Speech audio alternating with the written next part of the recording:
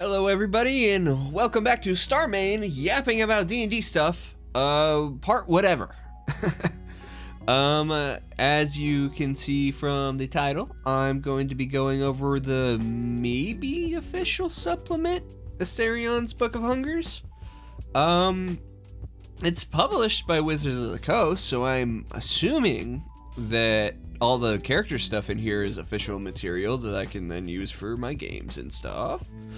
And I'm gonna pretty much try to keep to covering official material. I'm real excited about next week to cover the new stuff for the Eberron Forge of the Artificer book. I have been waiting for some more species to play. I'm almost more excited for the new species than I am like the actual Artificer and its new subclass.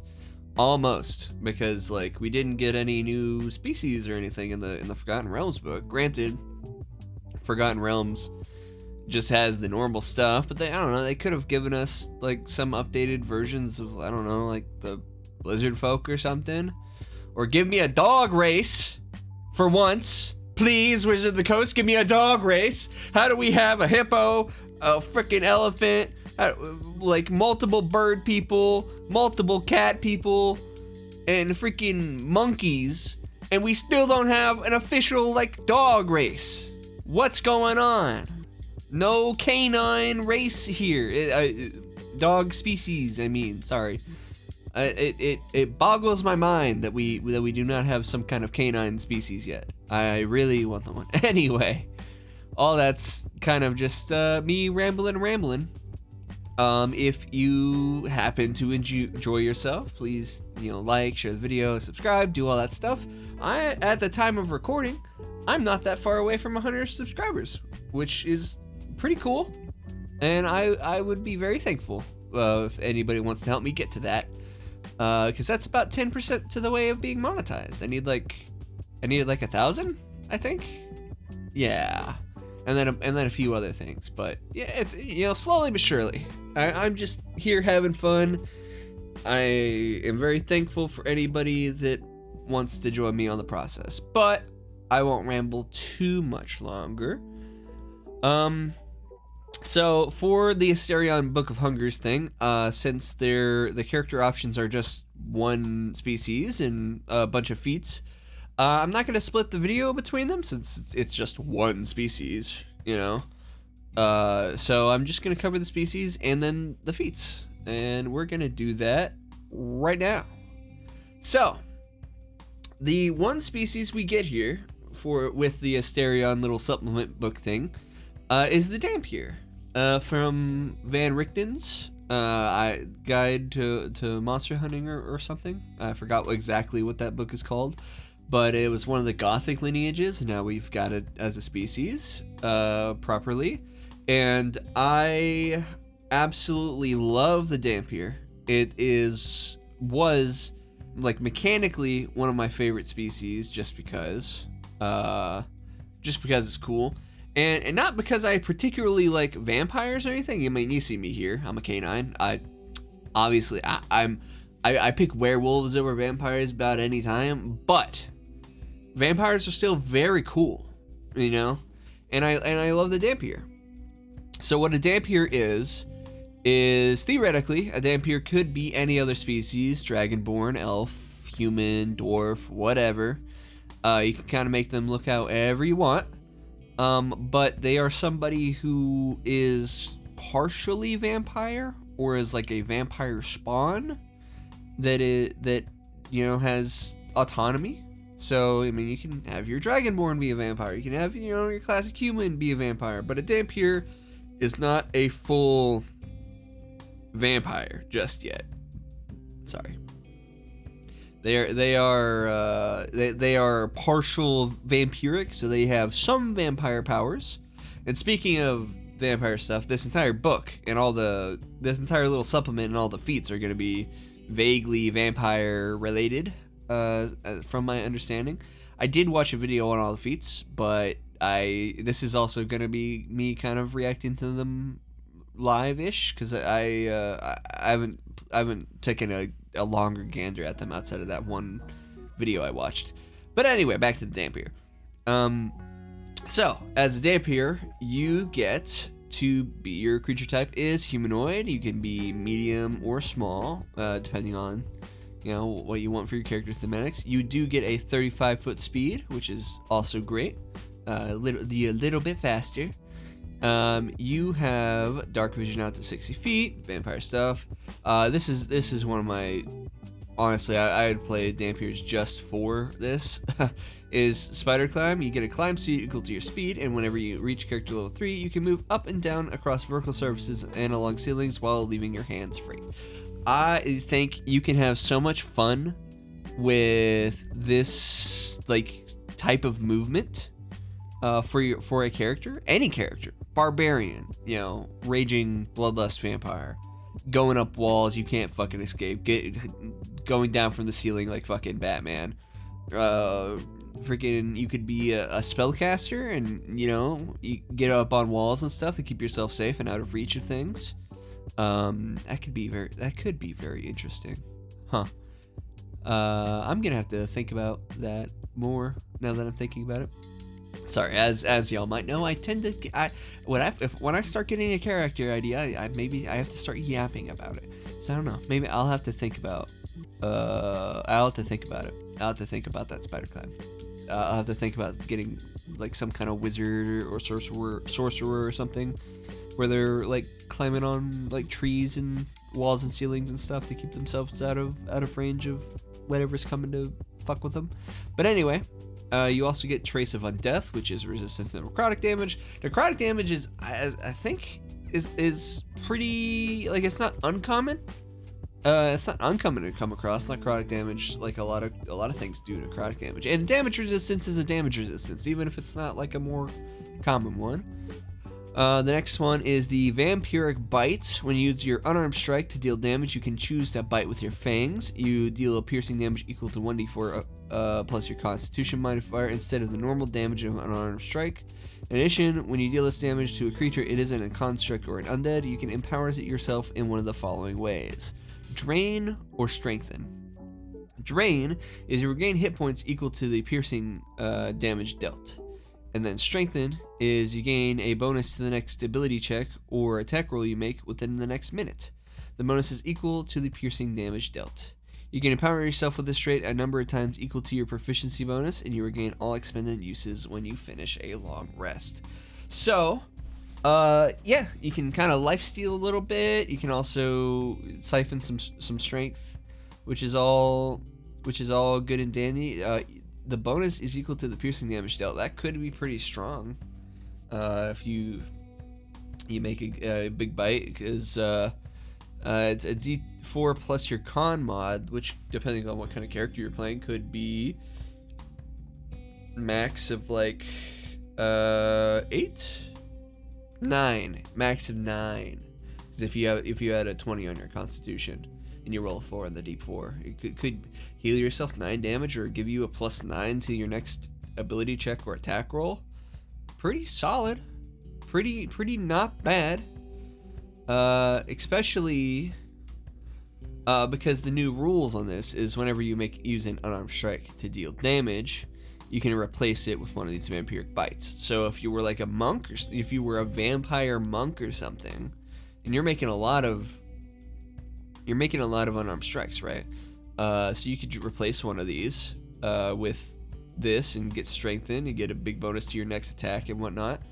What I do kind of wish, I know it could have been, maybe, I don't even know if it could have been that broken, but it would have been very interesting if we didn't have this thing here instead of the normal damage of an unarmed strike. Because then, like, that leaves,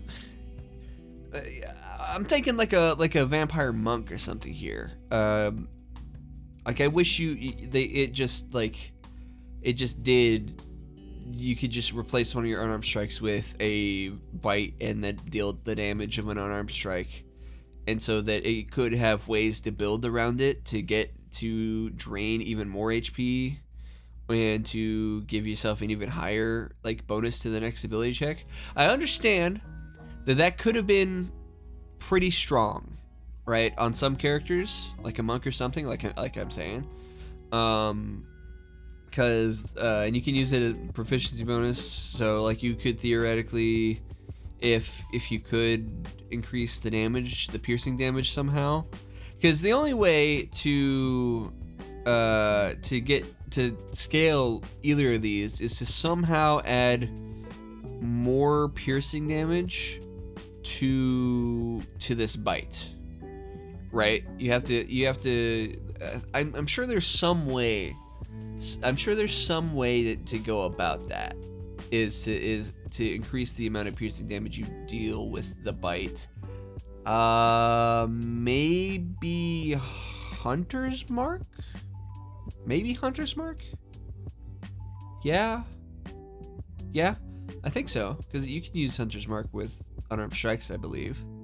So if you had Hunter's Mark, that's another d6, and it would be piercing damage, if I remember. So that would increase the amount of the healing and the amount of thing you could get if you bit somebody and you know you had Hunter's Mark on them. I'm not an optimizer, like I always say. I mean I like to consider what is powerful and get other people's understand other people's opinions of what is powerful. But at the end of the day, I'm making characters more for the fun of it, and I'm not like gonna be picking the same strong options all the time. So I'm not exactly, it's blanking on me what other potential things here could maybe actually I'm thinking about it. Let me pull it up. Hi guys, I use freaking Opera GX. Let me think here. Barbarian, Berserker, Frenzy. Your first attack. First target you hit on your turn with a strength-based attack to determine the extra damage number roll equal to 6 equal to your rage damage bonus and add them together. Damage has the same type as okay. That could work. Because you deal piercing damage. What? Hold. Am I? Huh. So, I'm not sure. Somebody might have to ask if this. I might have to double check this. I don't know. Actually, that might not work. That barbarian thing might not work because it does say plus your Constitution modifier instead of the normal damage of the unarmed strike. But it is strange because it's when you use your unarmed strike, right? It equals your strength modifier plus your proficiency bonus. And then they take, so the attack, so an unarmed strike, this doesn't make you use your Constitution for the unarmed strike itself. You can choose about your friends. You deal piercing damage equal to 1 because your Constitution modifier instead of the normal damage of the unarmed strike. So so you're still using your, unless you're a monk or something, you're still using strength to hit with the unarmed strike itself, right? And then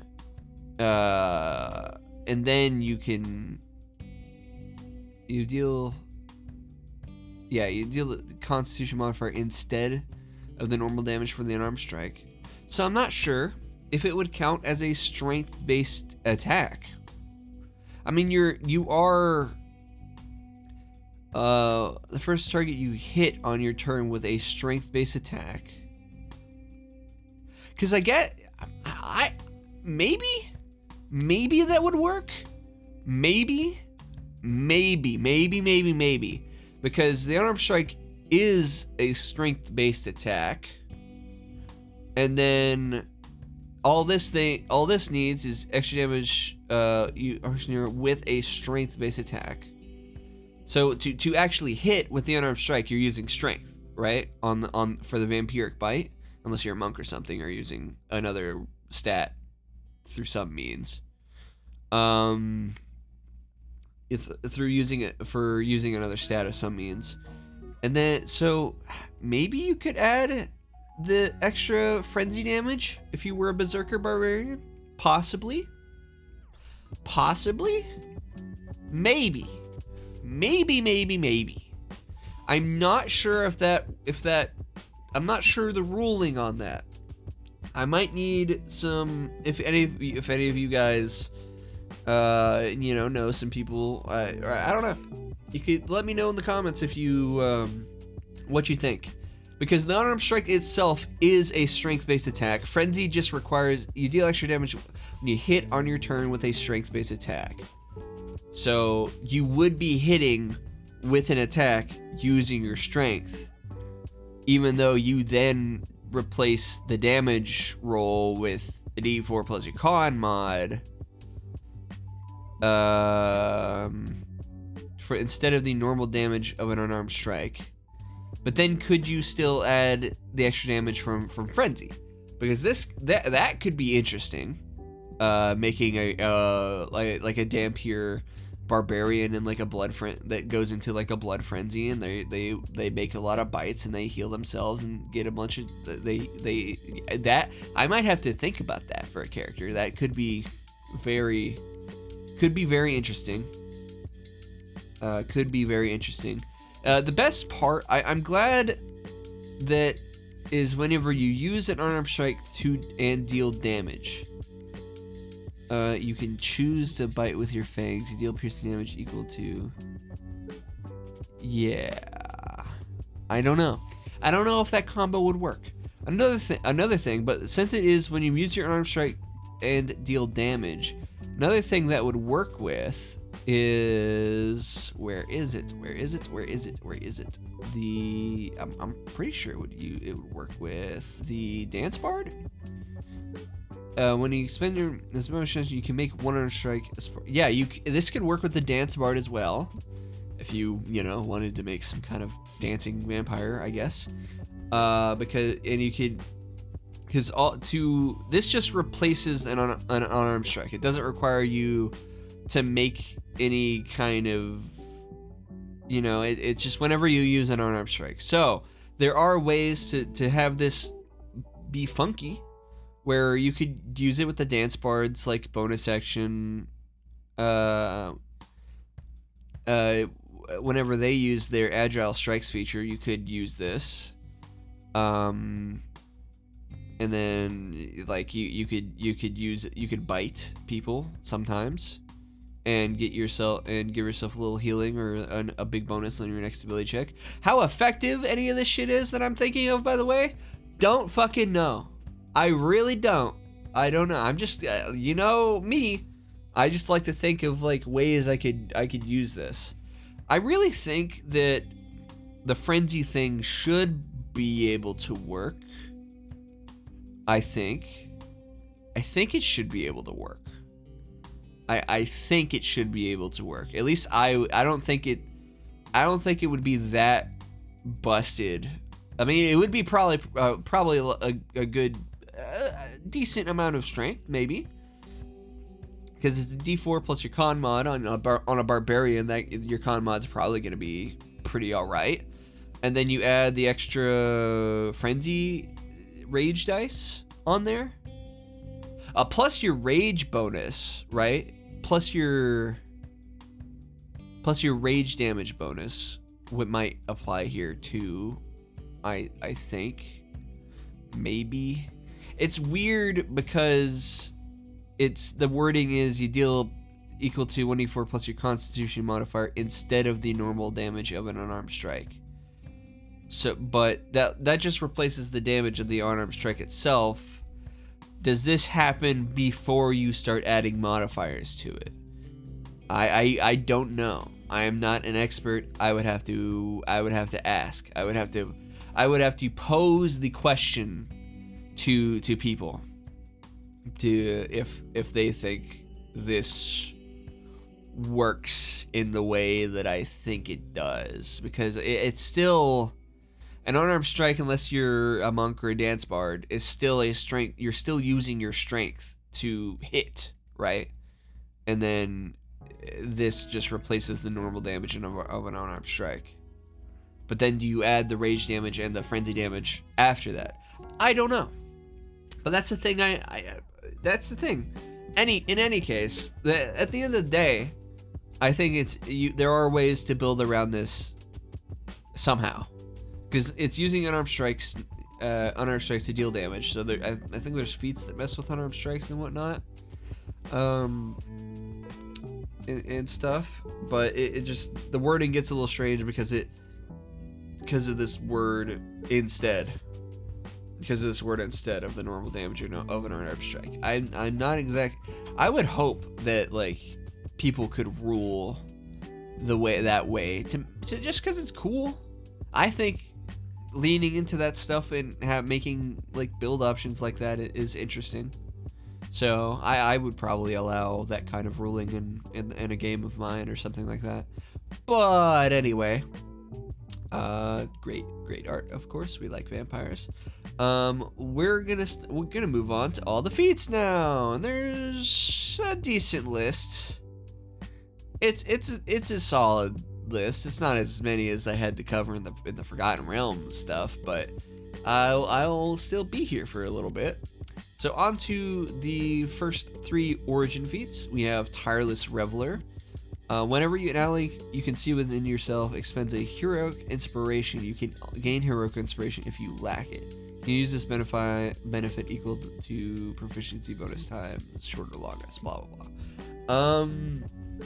There are quite a good few ways to gain heroic inspiration now, so we can have this coming up more often. A heroic inspiration is just a reroll, if I remember. Yep.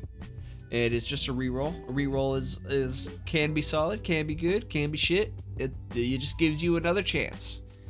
And there's a bunch of ways to get heroic inspiration, so that it'll be around all the time. Probably, especially if like they're human or something, they just get it every day. Or a lot of the other a lot of the other feats and stuff from the latest Forgotten Realms book also had a bunch of ways to gain heroic inspiration, if I remember as well. I'm pretty sure, because there was one that like gave heroic inspiration whenever you crit or something like that. So I don't know exactly how good this is, but meh, you know, it's all right. It's an origin feat. It could be interesting to have like. It does require your party members to use their heroic inspirations, and I gotta be honest. For me, I'm stingy as all fucking hell with heroic inspiration. I'm stingy with all of my character abilities, to be honest with you.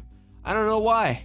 I like my brain works that way, where I like to conserve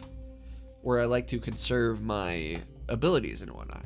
But moving on to Vampire Hunter, you get 2 benefits: Adroit Escape and Vitality Ward. You have an advantage on checks to escape from non-magical restraints or the grappled condition. Alright.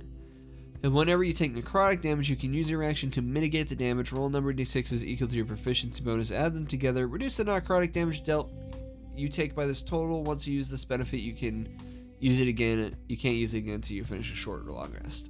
I don't know. I don't know how I feel about it.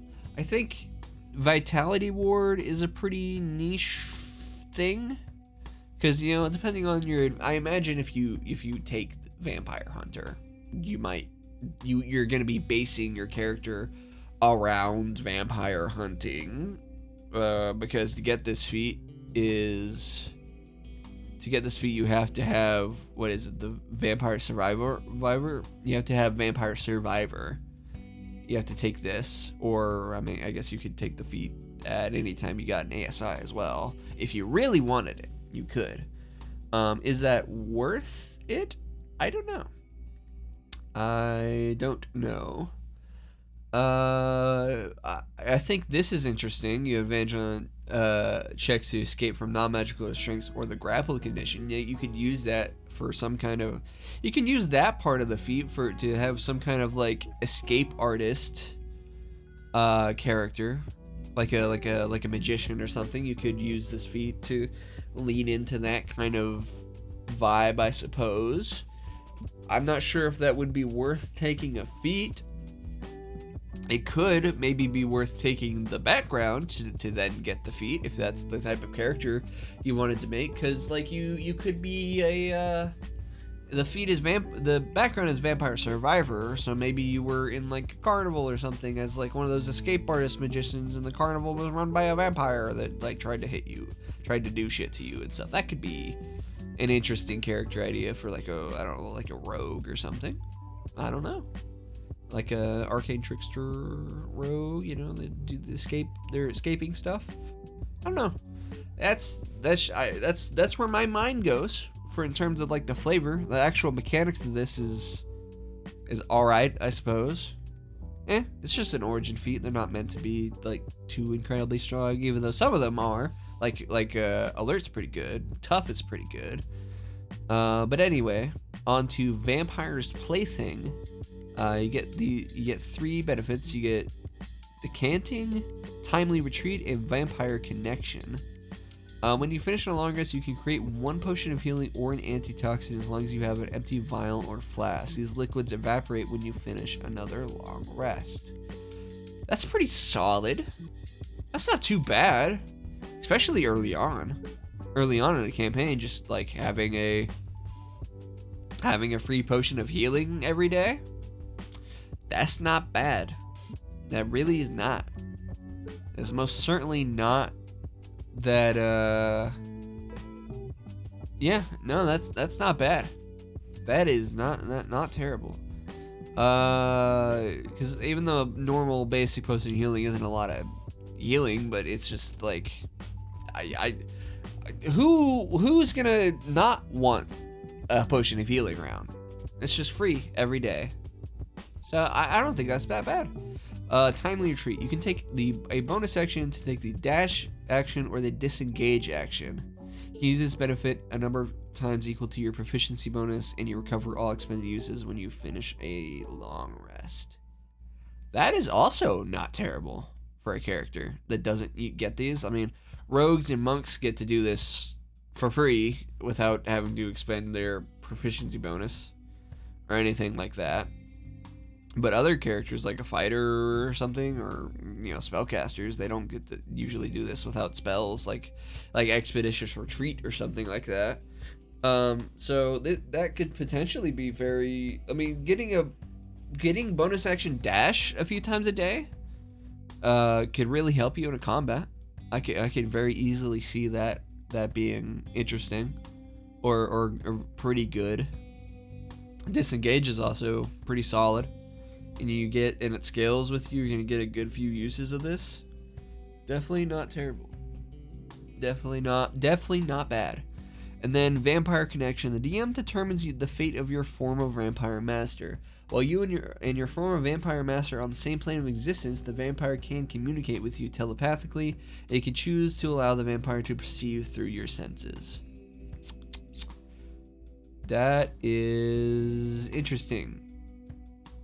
That is, I mean, yeah, it's a story thing, right? It's a story thing, but it has actual mechanics for the DM to use for you. I just now what's coming to mind to me right now is being a Dhampir, being a berserker barbarian, taking this feat and taking the Vampire Plaything background to be some kind of like vampiric warrior of some kind for that's in service to a vampire or something, for like a character idea. That's what's coming to me, and I'm sure maybe as I go through some of these other feats, I'll think of other feats I might want to take on that kind of character. But yeah, no, Decanting and Timely Retreat are both very good. Like free potion of healing once a day, every time you finish a long rest, as long as you have an empty vial, and you're basically always, as long as you have 2 vials on you, I think you can always get this. As long as you have 2 vials on your vial or flask, you can get this, because these liquids evaporate when you finish I mean, maybe you only need one. Actually, when you finish a long rest, you can create one of these. Because these things happen at the same time when you finish a long rest. Because this evaporates, and then this comes into existence, but this also evaporates. So maybe you only really need one flask or vial. And, you know, if you didn't use the potion of healing during the day, it just, like, it vanishes and then you make it reappear. I'm not sure if that is the rule. I'm not sure if that's the rules on it, but that would be what makes sense to me. I think that would be what makes sense to me. If not, you just have a second. If these things, since they happen at the same time, prevent them from happening, like if this evaporates, you can't do that. Just carry a second vial, then you're good. Then you're good, because you'll always have one. But yeah, the Vampire connection is, you know, depending on your DM, they could make a lot of use of that, and depending on, yeah, it could be interesting. But, moving on to the general feats, the first one is Bloodlust, and all these are going to be prerequisite level 4, and then maybe a few others might have other things. You get abilities, score increase, strength, dexterity, or constitution. Solid for a martial character. Powerful. Then you get powerful recovery and sanguine feast. When you roll hit point die to regain hit points, you can treat any roll as a 1 or 2 as a 3. Solid. Okay. It's giving you an extra consistent 2 hit points, I guess. 1 or 2 hit points, because it only ups it by 2 or 3, so it's like not gonna. I mean, sometimes listen, guys, listen. In my experience, sometimes it comes down to, in a combat, to those 1 or 2 extra hit points. So I'm not gonna knock on it for not being a whole lot, but it is also not a whole lot. But it just makes it consistent and more better, I guess. Easily more consistent. I don't know. But Sanguine Feast. Once per turn, when you hit a bloody creature that isn't a construct or undead with an attack roll, you can expend a hit die, roll it, and regain a number of hit points equal to the number rolled plus your constitution modifier. You can use this a number of times equal to your proficiency bonus. You regain all expended uses when you finish a long rest. Yeah, on this character that's coming to mind is like a barbarian Dhampir. I might take Bloodlust. Gives me the choice of all the important stats I would want as a barbarian, and I mean, this is certainly not bad. Hitting a bloody creatures, you could roll, because I could do this on a bite, and yeah. This is a very interesting. You could a lifesteal barbarian. I mean, it's not exactly lifesteal since you're using your hit dice, but and I do tend to be stingy with my hit dice. I don't like using them for features.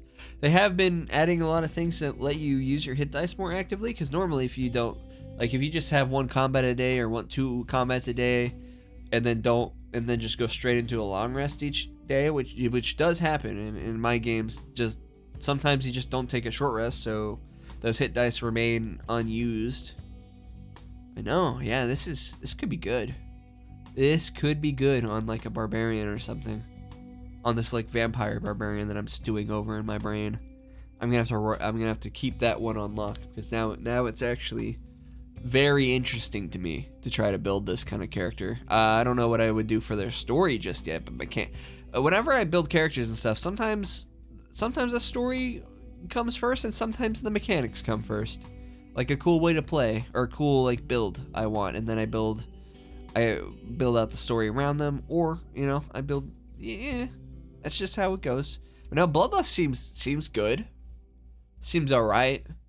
I mean, you're gonna increase the stat. This is it's whatever. This also it goes into Sanguine Feast, so you're always gonna get a decent amount of hit points back. And if you're a barbarian, your hit points you get a little extra you get extra on your hit points as a barbarian, because depending on what you're fighting, a lot of things do bludgeoning, piercing, slashing damage, which you'll have resistance to, which you'll take half damage from. So anytime we can give you hit points back, it could be pretty good. It could be pretty solid. It could be good. It could be good. But moving on to Bomber. Ability score increase, dexterity only. You get far lobber and long shots. When you use an attack action to throw a vial or flask, you can target an object or creature you see within 40 feet of yourself. I assume the throw. I don't know the throwing range on vials and bottles off the top of my head. But I'm gonna assume 40 feet is longer, and 40 feet is definitely not a short distance. It's not a short distance. So, yeah. And then attacking at long range doesn't impose disadvantage on your attack rolls with thrown weapons for long shots. Okay. Yeah.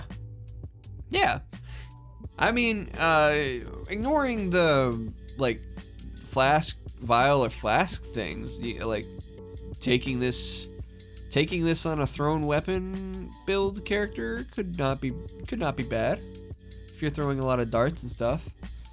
If you're throwing a lot of darts and daggers or other things with the thrown property, yeah, like if you want to make a thrown weapon character, this part certainly could be very helpful.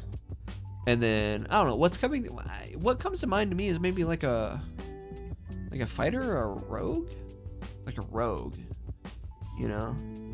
I don't know why it's rogue is coming to me. Maybe it's because it's thrown weapons and then also using the flask and stuff. It could be interesting to have a rogue that has a bunch of gadgets and stuff that are like flasks or vials to toss things. Bomber seems okay. I don't know how good far lobber is. It would depend on the campaign, depending on the character, if you're going to go out of your way to get a bunch of throwable vials or flasks. But that could include things like alchemist fire and like holy water and stuff like that. So maybe. Huh. Yeah. Oh, it's cool. And then long shots is certainly helpful for any character that wants to build around thrown weapons, which, I mean, yeah. I don't know. I'm not sure exactly what to think on it. I think it's good on the right character. Certainly all right on the right character. I'd have to look at what all the throwable vials and flasks there are in the game. But you could certainly build around that, like in a campaign, if your DM lets you.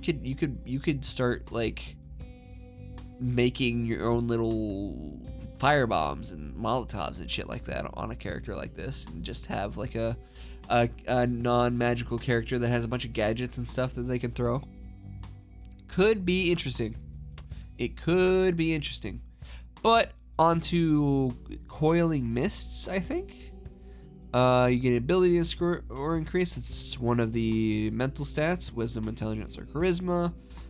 Arise, fog, and grasping mist. When you have the fog cloud spell prepared, you can cast it without a spell slot. You must finish a long rest before you can cast this way again.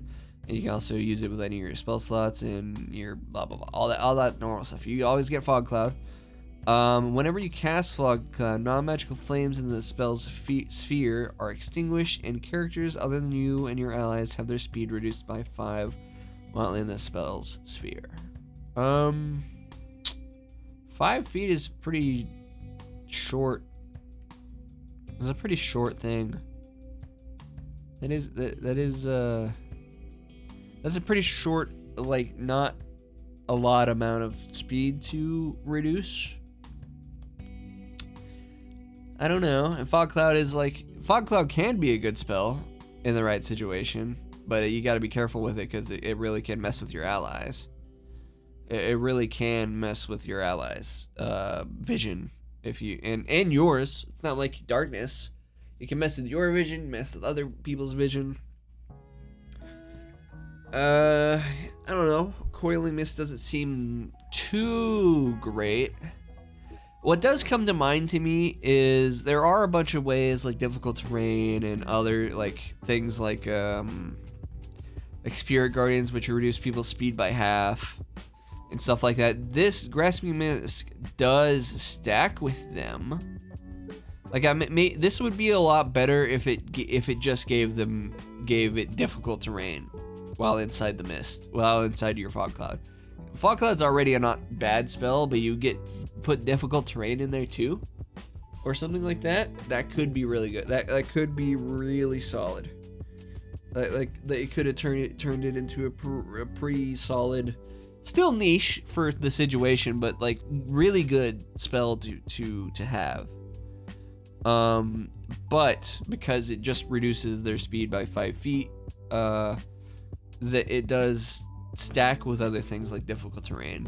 So I guess you can really fuck somebody up with their movement if you say, if you had a few casters or just somebody with this feat. Like say somebody threw out a different spell that caused difficult terrain, right? And then but you also have a cleric nearby or somebody that can cast Spirit Guardians, which reduces people's speed within the area by half.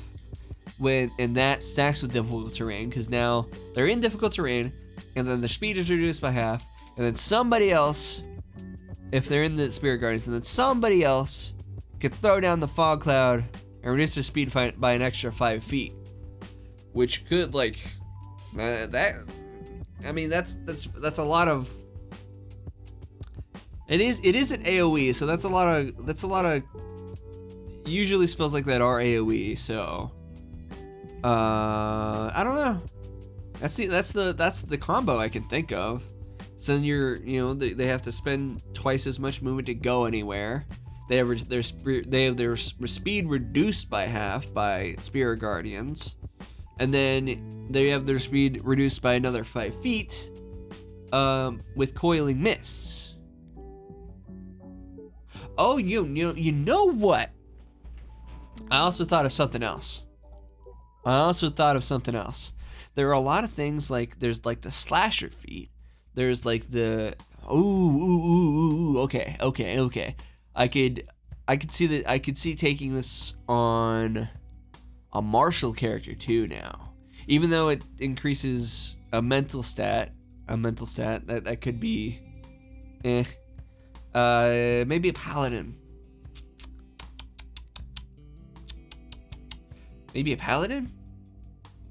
Yeah, if you were to be using a slashing weapon, you are a frost giant Goliath race or species.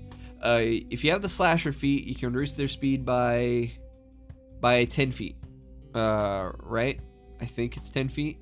And then if you could reduce their speed by 10 feet, and then you have the Goliath thing that on hit you can reduce their speed, deal extra little bit of cold damage. You can reduce their speed again by another 10 feet.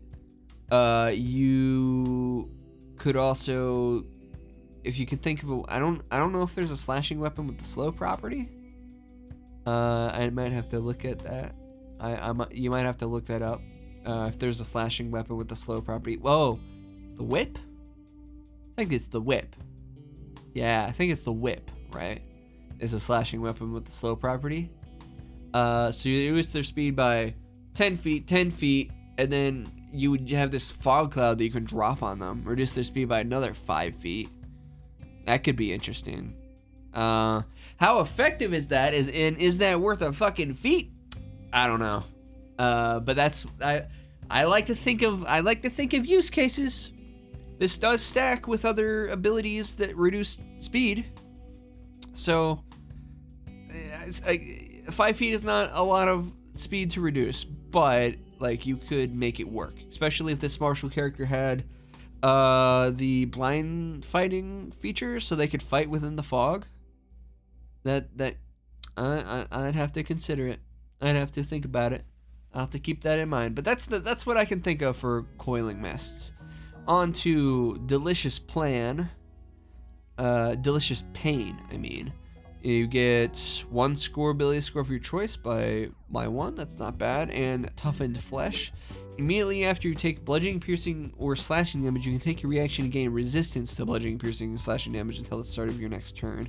Once you use this benefit, you can't use it again till you finish a short or long rest. I don't know. I feel like this feat could use... That is not bad. That is not bad. I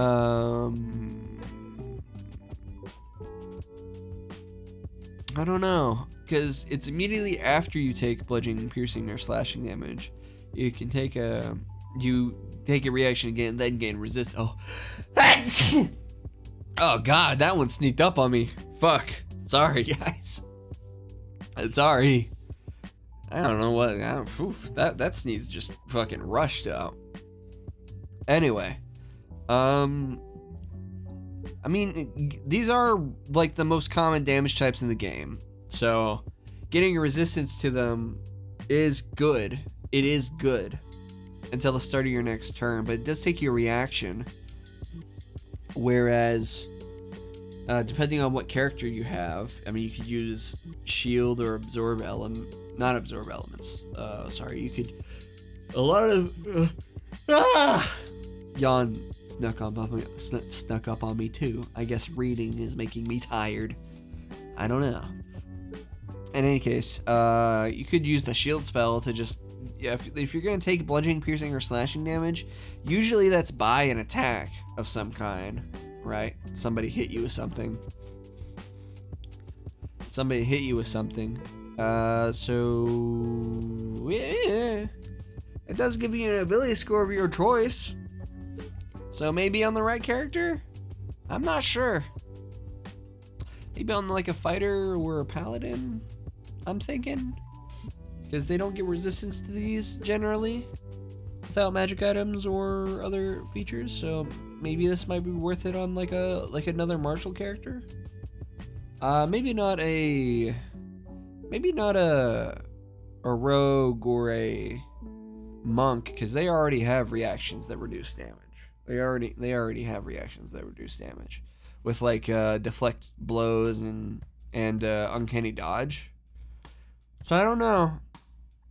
It's not immediately coming to mind what I would use this on, but it is. I don't want to knock being able to get bludgeoning and piercing and slashing damage resistance until the start of your next turn. That could be impactful and reduce a lot of damage in the right scenario. It's just that I feel like maybe Delicious Pain could have used another feature. Like, a lot of these have multiple features and stuff, so to have, there could have been something else here, and then this might be better.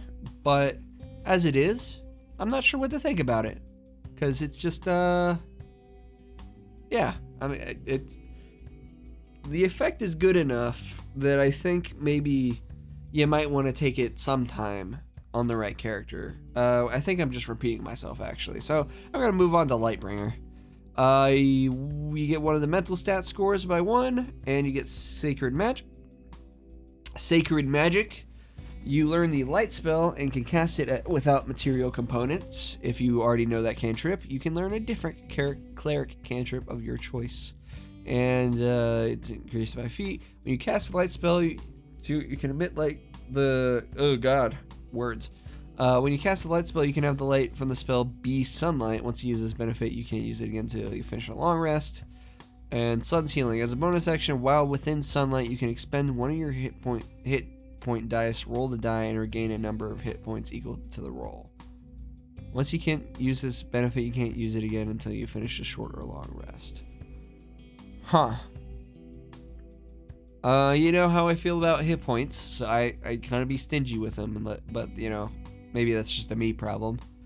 I guess if you were, this is very niche. Very niche. I mean, you're going to be in sunlight a lot depending on the campaign, because you're just going to be out in the day, at daytime, I imagine, sometimes, most of the time even, possibly. I know for me, in my game, there is definitely a lot of sunlight. And then even if you're not in sunlight, you have the means between sacred magic and solar luminance to be able to at least get advantage of sun's healing. Take advantage of the sun's healing feature. But I don't know if this is a feat that I would take on a lot of characters. Because maybe thematically, maybe like a light cleric, like a light domain cleric. Because you'll also have the daylight spell you could cast in the right situation. I guess if you're fighting this is a vampire supplement little thingy, so I see the purpose of being able to make the light cantrip emitting sunlight. But I don't know if this is worth it on a lot of characters, because that would if you're having a vampire themed campaign, or you have a character in your campaign that is dealing with a lot of vampires, like has a lot of vampire stuff in their story, and so you're gonna be maybe fighting a lot of creatures of the night and stuff like that. Maybe Lightbringer could be good. I don't know. Maybe it could be interesting to be a Dhampir light cleric, like they were a cleric of light and then got corrupted by a vampire against their will or something. Now they're kind of having to deal with that. Now they're kind of having to deal with that that dichotomy that they're I don't know. That's what came to mind. But moving on to Love Bites, you get increase one ability score of your choice by 1, which is good, flexible, and then Endearing Pain. Immediately after you damage a creature with a melee weapon or an unarmed strike, you can take a bonus action to give that target the Charmed condition until the start of your next turn, or until you and your allies deal damage to it. And then you can only use this once, a short or long rest. Let's see. I mean, it is charmed for free with no saving throw. All you have to do is hit them, but it is only once a day. And also the charmed condition isn't it doesn't do a ton. You can't attack the charmer or the target of the charmer with damaging abilities or magical effects. The charmer has an advantage on any ability check to interact with you socially. I mean, maybe? I don't know. Maybe it'd be interesting on like a rogue or something. I don't know. Yeah, maybe on a rogue. I don't know. But yeah, I'm not sure. I'm not sure about Enduring Pain. I think we could have had it be a proficiency bonus thing a day, and it wouldn't have been too strong, because the charmed condition, you're going to be in combat. You have to be in combat for this stuff. I mean, not that you can't make a weapon attack or unarmed strike outside of combat, I guess. But, you know, it reads like an ability that you're trying to use in combat, which could be interesting, I suppose. It could be interesting. Also, there's a lot of creatures that are immune to being charmed, I think. Like, especially as you go higher, this gets less useful because you're fighting stronger things. But I don't know. I don't know. I don't know. No character thing is immediately coming to my mind, and I am thinking on it. Like, you could use this if you're like a character that kind of is in the thick of it. You're in the middle of the fight. I don't know. Maybe this could turn into something interesting in the future. If they add a subclass or a class feature or a subclass feature that does things that interact with when a character is charmed by you. And this could be a good way to get an automatic charm and then get access to that effect. So might just have to keep an eye on it for the future, for other things that mess with the charmed condition. But anyway, on to, is it Putrefy? You get any ability score of your choice by 1, which is always good. And then necrosis. When you take a damage roll that deals, when you make a damage roll that deals necrotic damage, you can cause a creature taking that damage to have the poison condition until the start of your next turn. That's not bad. That's certainly not bad. And there are ways to build around that. You can be a spellcaster, of course, using necrotic damage spells and making somebody have the poison condition. Though again, the poison condition is like immune and immune a lot by creatures, if I remember. Quite a few creatures can get immunity to the poison condition. But yeah, I could see it. I could see it being interesting. I could see it being an interesting thing, but not just on a spellcaster. Because if you are an Aasimar, when they go into their Celestial Revelation thing, I get to choose between Radiant or Necrotic. So, I mean, this is also only once a day, once a short or long rest. Which, I mean, once a short rest, you get a use feature of this. And poison is a disadvantage on attack rolls and ability checks. It's certainly not bad condition. So if you were an Aasimar and you have more easy access to doing necrotic damage with your weapon attacks and whatnot. Or if you're like the Zealot Barbarian, I think gets to choose between Radiant or Necrotic damage as well. This definitely has more uses than Love Bites, that I can think of than Love Bites. So it's easier to build around because there's already things that like you can deal necrotic damage.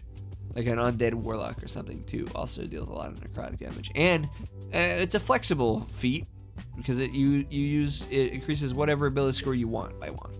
So yeah, those are the things that come to mind to me. This is way easier to build around than Love Bites if you wanted to take it on a character. But yeah, I think that's all I can think of about it though. It's certainly I feel like both of these could have used another feature because I feel like just the single feature here is really kind of hurting them a little bit. Not that auto-inflicting conditions with no saving throw is bad, but I really feel like they could have used something else as well. And that goes us on to Rebuke. 1 second. I'll edit that out. Rebuke, which is you increase 1 ability score by your choice, just like the other ones, I guess. Radiant Strike. When you make a damage roll that deals radiant damage, you can cause one huge or smaller creature taking that damage to have the prone condition. Once you use this benefit, you can't use it until a short or long rest. This is also prone is pretty not bad. Prone's pretty not bad. Yeah. It's not a bad condition to inflict, and there are, like I said, Aasimar and the Zealot Barbarian have ways to do this. Clerics as well, like this would work with Spirit Guardians and a lot of cleric spells, like Guiding Bolt and other such things, or maybe the Stars Druid that have their little like radiant damage little strike as a bonus action when they're in like the archer form of their starry form. Then there are just cantrips that deal radiant damage and stuff like that. But yeah, no, that you could build around this too. I don't know if it's worth taking an entire feat for to knock somebody on prone once per a short or long rest. I don't know if that is, like Rebuke, Putrefy, and Love Bites. I all feel like these features, auto-inflicting a condition with no saving throw, are good, but I feel like the feat itself, it could have used another feature for each one of them. That would have been related to this somehow. I just don't know what that could have been, but it just does make them really hard to take. Not that I can't think of use cases for them, and just like compared to like wanting to take other feats, are auto-inflicting charm, poison, or prone that great? Because you could like the healed giant Goliath can auto-inflict the pro condition on an attack as well, and that has proficiency bonus day uses, where this is only once a short or long rest. I feel like each of these could have been proficiency bonus times, and then they would have been pretty solid. Maybe not Love Bites, but Putrefy and Rebuke could have been pretty solid feats if they had proficiency bonus times a day instead of just once per short or long rest. You could have had, not that clerics need to be any stronger, but you could have had a spirit guardians knocking people on their ass multiple times every round, and then they'd have to get up. Their speed reduced by half, and they have to get up. So then they can't really go anywhere, you know? So, I don't know. I think that's all I've got to think of on Love Bites, Putrefy, and Rebuke. I think they're alright feats. I just really feel like maybe they could have either used proficiency bonus times a day or another feature on each one of these, because it's hard to justify taking, depending on what character you are and what class you're playing, because only fighters and rogues I think get extra feats, right?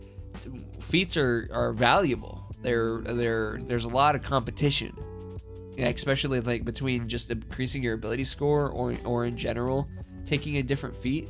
There's a lot of competition. So I don't know if these ones with their single feature, even though it is strong to auto-inflict a condition, if they are worth it. But anyway, going on to Treacherous Allure.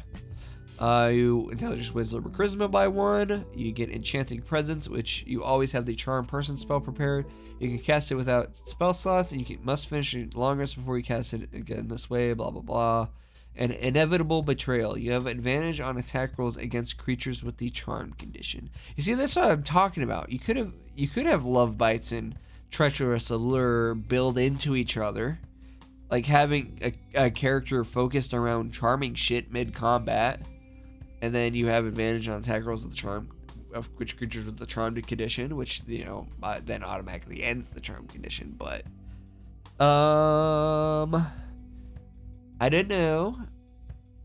Inevitable Betrayal is certainly something you could build around. Getting Charm Person once a day for free, and then with your spell slots is okay. Charm Person's an alright spell, I suppose. But you definitely could be ways to build around this, maybe in the future. Like I was saying with Love Bites, maybe in the future there's there could be a subclass or a class feature or a subclass feature that revolves around inflicting the charm condition on people and getting having additional effects on the charm condition. So, and then Treacherous Allure and Love Bites could be interesting takes on to augment a subclass like that to build around that. But I think that's all I got to think of on Treacherous Allure. So moving on to Vampire Touched, which is Wisdom, Intelligence, Wisdom, or Charisma by 1, and then you choose one first level spell from the enchantment or illusion school. You always have that spell and Spider Climb prepared. You can cast each one of these spells without expending a spell slot. Spider Climb has to be targeting yourself.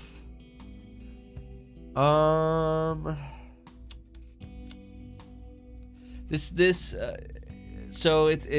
is interesting because it's like Shadow Touched and Fey Touched, where they have this kind of effect too. You get a free second level spell, and then with Misty Step, Illusion, and then Vampire Touch is Spider Climb, and then you get Enchantment or Illusion School, which could be there. There are a lot of good enchantment spells and a lot of good illusion spells, especially first level enchantment spells are pretty good. Those are things like Bless and Bane, which are not bad.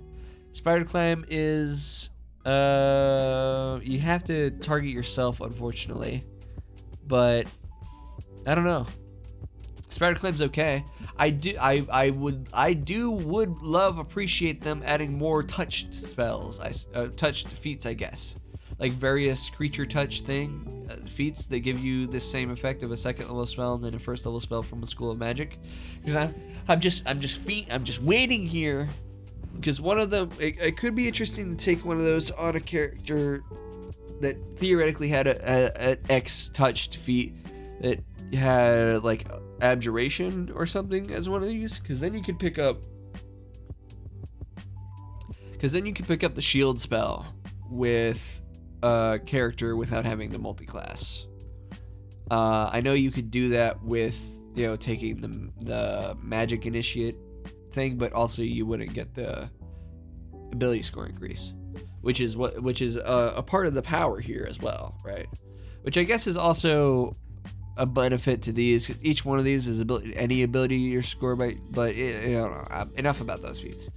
I think it's interesting for the right character. It could be interesting. I mean, I wouldn't pick this on a Dhampir because I already have Spider Climb on all the time.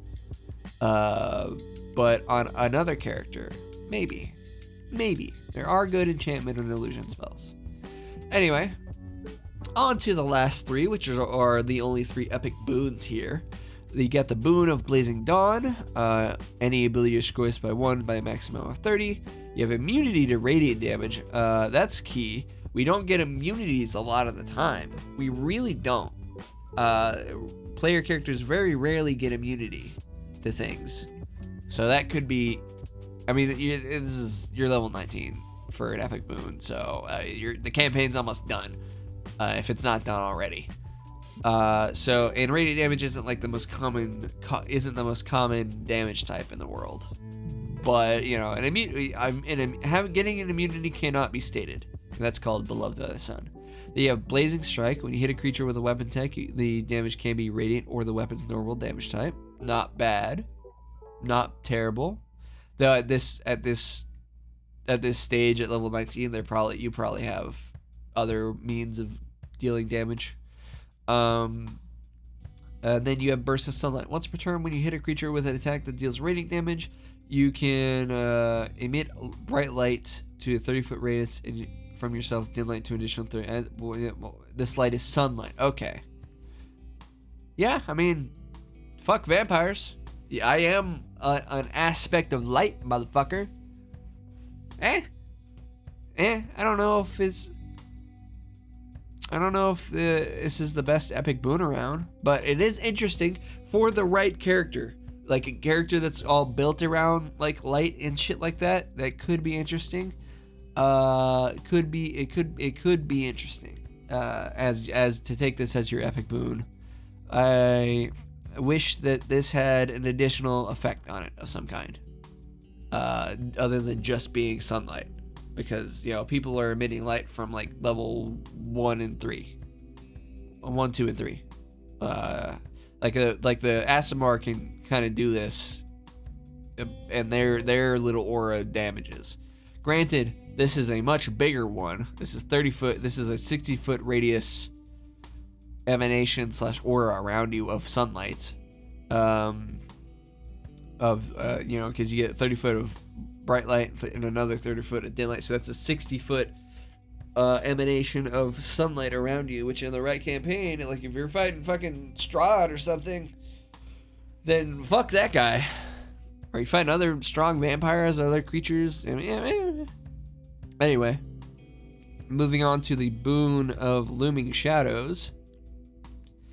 You gain the ability score increase, any ability of your choice by 1. Shadowy Stretch. When you take the attack action, your reach for your melee weapon attacks increase by 10 feet until the end of your turn. Interesting.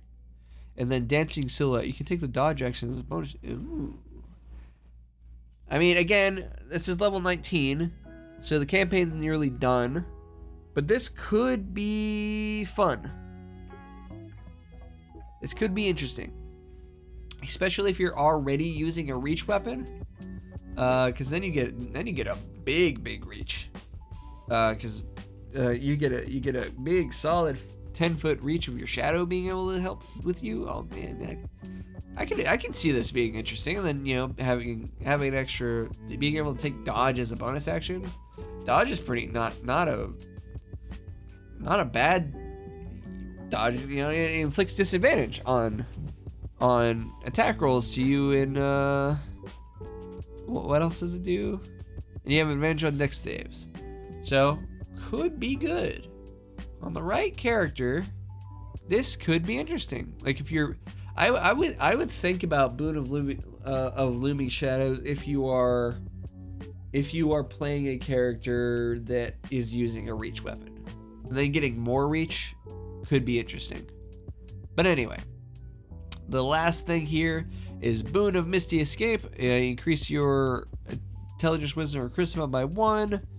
And then gassy form, when you drop to 0 hit points but aren't killed outright, you can instead drop to 1 hit point and cast the gaseous form on yourself without expending a spell slot. When you cast it this way, you can only target your spell. If your speed is 20 feet, you gain 10 hit points to the start of each of your turns for the spell's duration.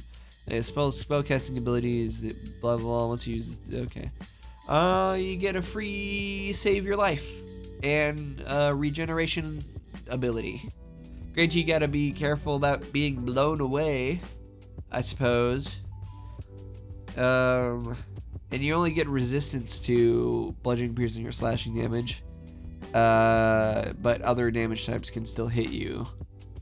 You'd have to be careful. I mean, getting this kind of regeneration for the next hour is certainly, if you're able to escape whatever combat you're in, and then, you know, for every freaking 6 seconds for an hour, you get your 10 hit points back. That's not bad.